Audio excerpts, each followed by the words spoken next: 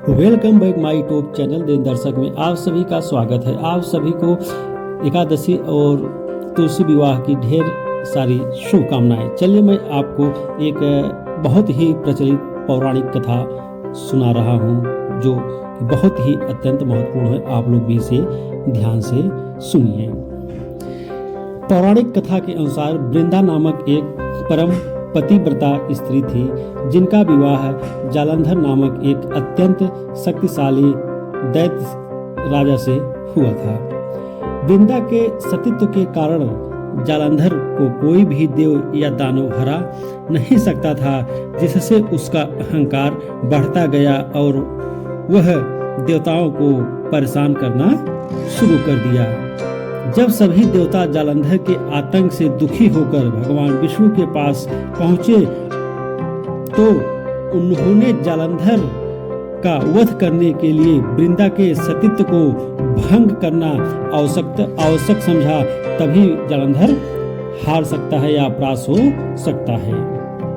भगवान विष्णु ने छल से जालंधर का रूप धारण किया और वृंदा के महल में प्रवेश कर पहुंचे। वृंदा ने उन्हें अपना पति समझकर भगवान विष्णु को अपना पति समझा, क्योंकि भगवान विष्णु जो है जालंधर के रूप में थे। वृंदा ने उन्हें अपना पति समझकर उनका स्पर्श किया, उनके साथ सहव्यवहार किया, जिससे उनका सतीत्व भंग हो गया, जिसके कारण जो है वृंदा का सतीत्व जो है भंग हो गया। उसी क्षण जालंधर युद्ध लड़ रहा था और वह युद्ध में मारा गया। जब वृंदा को यह सच्चाई पता चला कि उनके साथ छल हुआ है तो उन्होंने क्रोधित होकर भगवान विष्णु को पत्थर बन जाने का श्राप दे दिया और भगवान विष्णु ने पत्थर बन गए। देवताओं की प्रार्थना पर वृंदा ने अपना श्राप वापस ले लिया और अपने पति के साथ सती हो गई।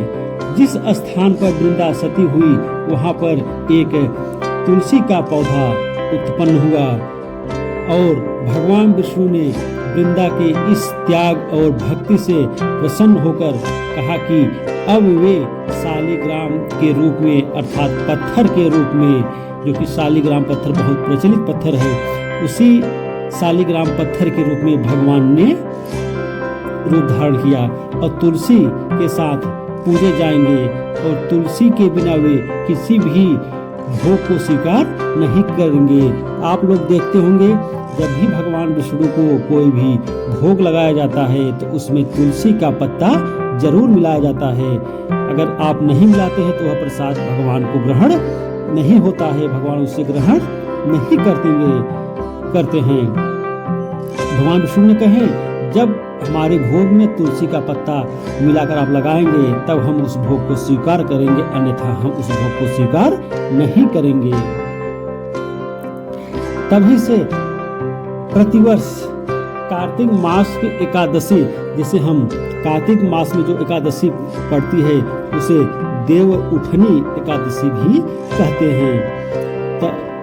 और कार्तिक मास के दिन तुलसी और शालिग्राम अर्थात भगवान विष्णु का विवाह कराया जाता है।